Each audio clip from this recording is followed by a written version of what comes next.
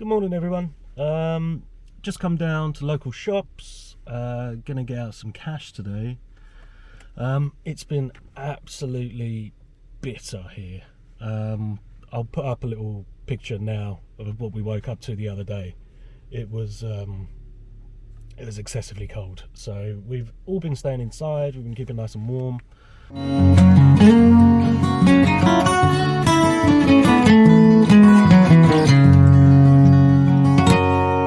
It says here it's -1, but today I'm going to go to get some materials, at least get them ordered. If I can, if no one's around, I'll take the camera and show you our local builder's yard. Yeah, probably just pick up some blocks today. Again, we'll explain what we're going to use them for later on. Hello, so I'm at the builder's yard. What I'll do is I'll flip the camera around and show you what we got here. There we go. So here we got different, I suppose, what is coarseness? Is that a word? Different sizes, basically, of gravel. We got sand. We got builder's sand, sharp sand. We got like a clay mixture over here. On this side, we've just got some blocks, which is probably what I'm going to be ordering today. Capping stones, bricks, all that kind of stuff. Old tiles over there for people that want to keep it rustic. I'll go over the other side and I'll show you what else is here. Okay, so a few people turned up, so I'm just going to sit in the car because I feel a bit strange. So yeah, at this place we've got a big weigh station here on the left. So yeah, when you're ordering your materials, you know that you're getting a ton or 2 tons, whichever you want.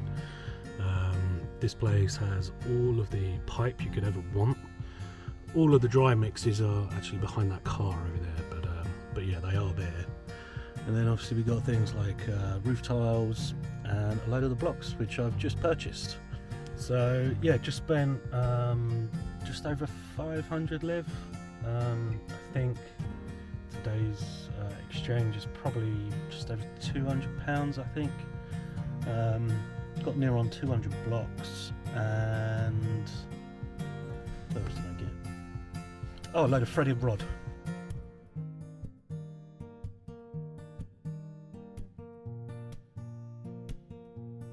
This little thing is so happy to see us, but he won't stop treading on my feet.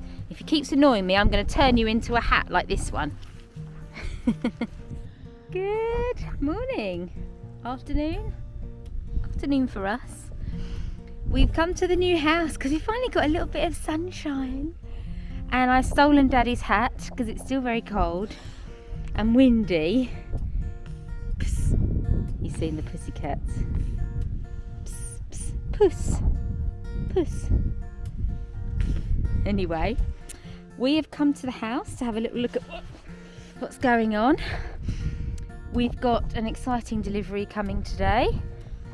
I'm going to flip the camera. Daddy, what have we got coming today? Bricks. We've got a load of breeze blocks coming today. So the plan is we're going to work a little bit backwards. We're going to actually start building some raised beds. Do you know what? I'm going to ask Daddy to hold him for a second while I walk, because he is monstrously heavy on my left arm. All right. Yeah. Is he good? So it's nice and warm in the sun. So Lee and I were discussing, basically we want to be able to use some of the old wood that's piled up to start the bottom of some beds, raised beds. You can of course go straight into the ground here, but you know, who wants to be on their knees gardening? And it also helps, you do get lots of, is it gophers here? Moles. Not gopher, a mole. So actually, if you're doing raised beds, apparently that helps a lot with them coming up as well, as something I was reading. So raised beds, we want to start using some of this wood in the base, and B, when we come to digging the septic tank, we are going to have a lot of spare soil. So we're going to work backwards, create some raised beds in this part of the garden, across this wall here, probably coming out. So we can then move the wood to the bottom of the raised beds, eventually move the soil into it from the septic tank, and then we might even be in a position to actually grow this year, which is not something we expected, but it helps kind of, it knocks a few things off the list, doesn't it, Lee, to get rid of? Yeah. I mean, it's when digging a big hole, you know, like a swimming pool, anything like that. You got to put the soil somewhere, or pay to get it taken away, and it's good soil here, so yeah, really fertile. So we want to use it. Of course, yeah. Excellent. Yeah, it'd be great. And another thing that we want to start constructing is eventually where the chickens are going to move to here. It might be that we move the chickens sooner, before ourselves. So Lee wants to chat to me about his ideas on where the chickens are going to go, and we're already arguing because he wants to get goats straight away, and I'm like, no, there's not enough space for goats. But we'll see on that one. So let's just flip it round. So Lee, what are you thinking? Pretty much understanding where I want to place it. There's 4 trees. Just planted here. They're the perfect one. So Lee's just saying, in case you can't hear because of the wind, we've got 1, 2, 3, 4 trees in a perfect line. So he wants to create, This side. okay, so Lee's side of the trees, build a pen for animals at the back. You know, a fence, something sturdy. Yep. And if it's ugly, the trees will cover a lot of it. That's sort of the plan. That's true. It's sort of the plan. Once these are all in bloom and everything, we might not see too much of it. So Yeah. it'll be good. And there's loads of space. Yeah, there is a lot more space than I thought, actually. Just about twice as much as they've got now. Yeah, so with the chickens, I mean, what we've seen on other channels is that the space that they're in, you actually put hay down, Or bark. hay or bark, just Yeah. kind of mulch, and then you can, obviously, if they're pecking their food, their poops, that whole layer of the ground that they're working on can then be dug up and used straight as fertiliser. Yeah.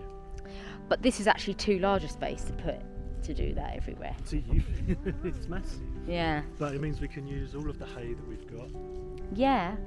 and actually put it to use rather than just getting rid of it. Yeah, obviously we'd use the hay for the animals. Yeah. So Lee has ordered, so coming with the breeze blocks is also some blocks to create some concrete posts, is that right? Well, Columns to the hem to build fences between to actually get this section fenced off. And it might be that instead of the wooden coop that you've built already, you actually build a little, I'll build something bigger. a proper larger little room for them. Something bigger. They've done really well in the snow, haven't they? They're still producing eggs. They've been absolutely fine. We've been giving them extra food, lots of hay, keeping them warm. So we've been all right so far with the chooks. They've been really good. It's just the water. Yeah. Oh, the water freezers, of Yeah. course. So you've got to give them fresh That's the water. only thing. Yeah. Go to mama. Yeah. So we've just had a look at the space and agreed the sort of chicken wall coming across the back. Potentially that we'd build the coop so that the back of it could flap up this side to collect eggs from. Then over here, this whole section will be planters, compost, all of our production. And then that leaves a really, because what I really didn't want to lose out on, giving the animals so much space, was, I mean, I know it's big, but I really wanted Hudson to have like a picnic area under the trees we could still do here, places for him to have like sand pit and just stuff, you know, really play in. You know, we've got a badminton set, I want a place we could do badminton, stuff like that, but I think we can still manage that. So yeah, the planting will all be over here. And now Lee's saying, in the future, when we win the lottery and we have loads of money, maybe we could one day do a little pool here, sort of in line with the barn kitchen area. That would be really nice.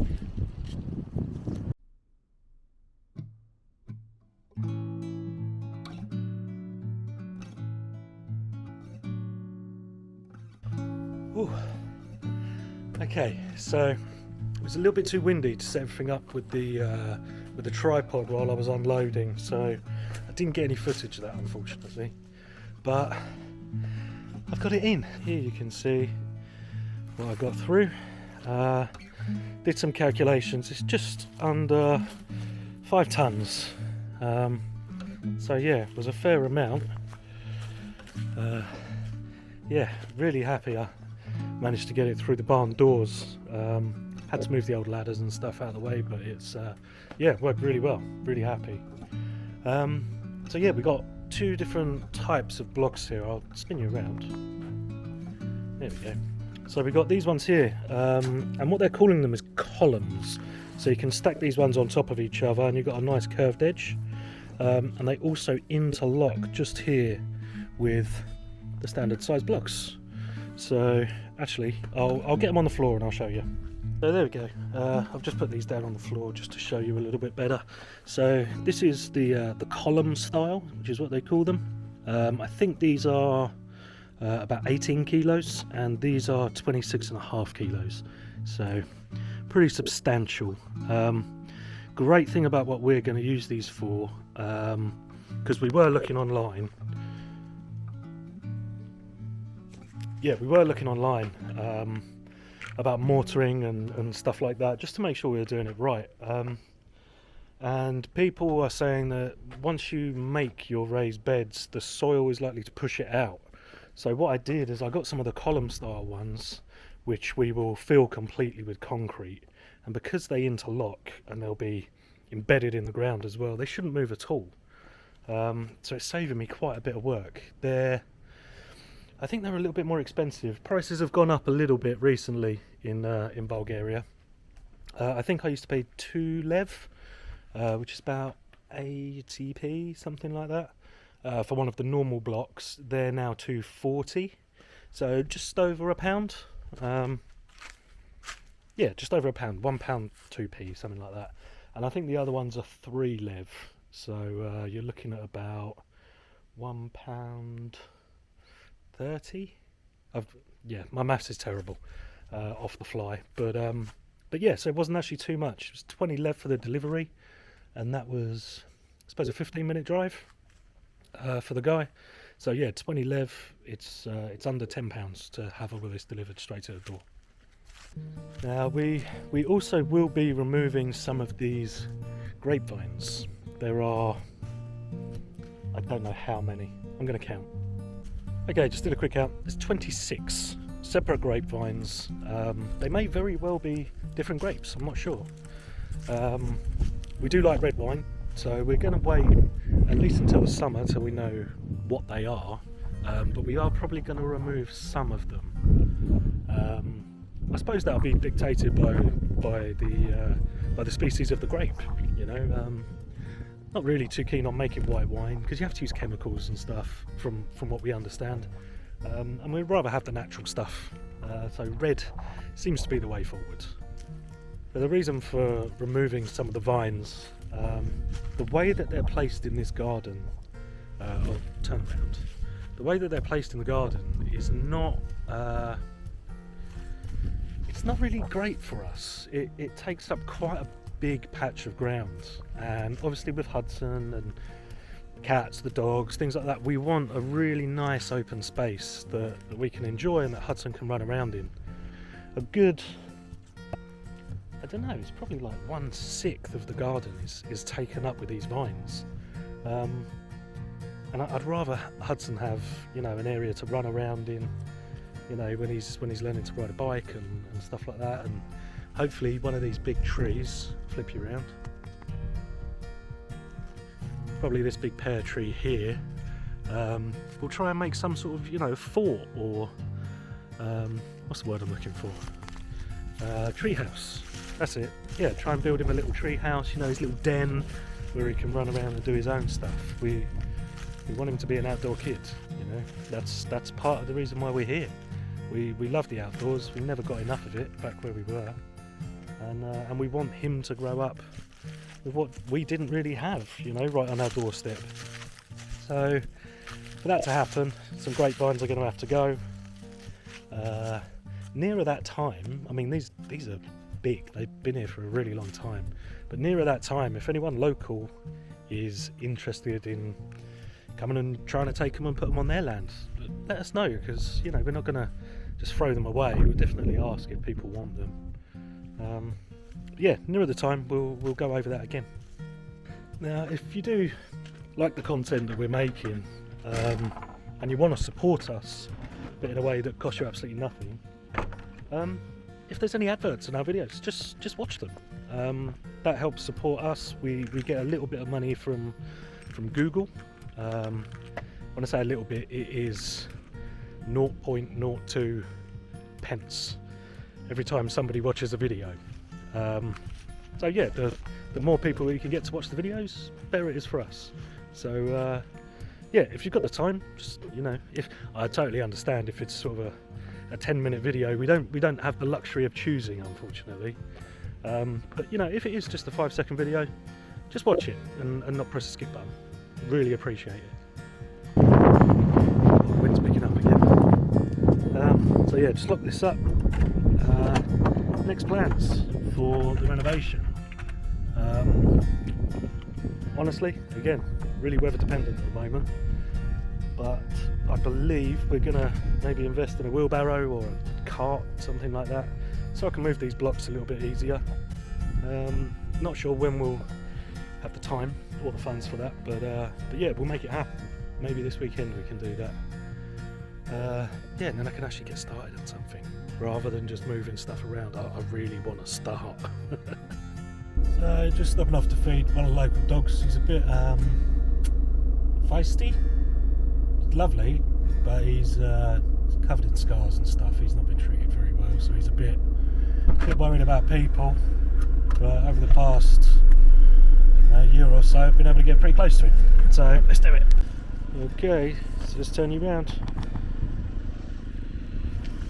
Here you go, mate. You alright? It's okay. Oh, good boy. Good boy. You're being so much calmer now. Yeah. You go. Good boy. Go on, get it all. Get it all, mate. Still a bit skinny, but yeah, he's got a load of scars on him. It's not been treated great, have you? Not been treated great. Come on, it's alright. Come on. He's a bit sketchy every now and then. But we got another. Yeah, I got another one in there, so I can feed him again tomorrow morning. He's just a little bit thin right near the back. He'll get there. Someone should take him. He's going to be a really good dog for someone.